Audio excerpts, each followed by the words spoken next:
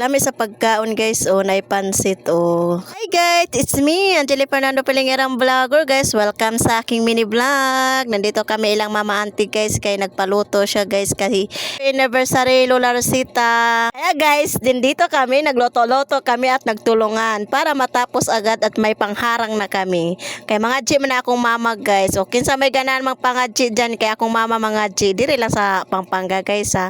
Di na pwedeng malayo kay diri naman sa Pampanga pud akong mama. Kamao siya mga G guys. Kung ganahan mo magpangadji dyan sa hilot po na siya guys. Kamao po na siya manghilot kung namoy mga pilay diha. Akong mama guys kay balo kaya nga rin na mo kay magpahilot na mo at magpangadji na sa patay. Ayun guys, nagluto na sila. Malapit na kami matapos. Nagbayanihan pagluto para matapos agad. May tamis saging din kami guys. O diba, ang mama ko bilis kayo makabalat ng saging. Pati yung kapatid ko. Ako, taga-video lang ko ani guys. Kay kailangan natin mag-video para may pang-vlog tayo, diba guys? Extra income din to kaya mag-video-video tayo habang may videohan. Yan guys, may suman kami. Luto na yung suman namin at saka mag-adobo daw yung mama ko guys. Nag-ready na ng karne para pang-adobo.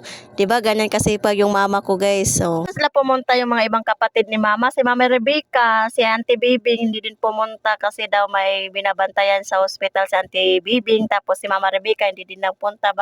Ewan ko bakit hindi nagpunta. Si Mapalando din hindi din nagpunta. Kaya si Mama Iling lang talagang pumunta at sika si Auntie Maylin ang pumunta. Tapos kami mga apo.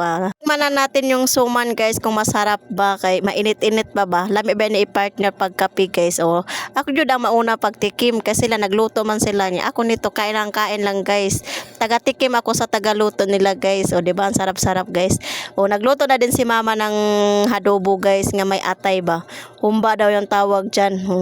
Adobo humba, same laman siguro yan. Butangan ni mama atay guys kay sayang daw yung atay dan doon lang daw sa rep. Matagal na daw yun sabi ni mama auntie kaya yun. Nilagay na lang niya sa humba para masarap daw. Nagmatamis na si mama ng saging. Ganyan lang guys kabilis guys. Luto na agad guys. After nila, natapos magluto guys, pumunta na agad sila si mama auntie sa cementerio doon sa libing ni Lola kay kailangan mandalhan daw doon og kanang pagkain. Harang-harang ba doon sa cementerio kaya kami hindi na kami sumama guys. Dito lang kami nagpaiwan sa bahay kasi parang umulan baka maabutan kami ng ulan.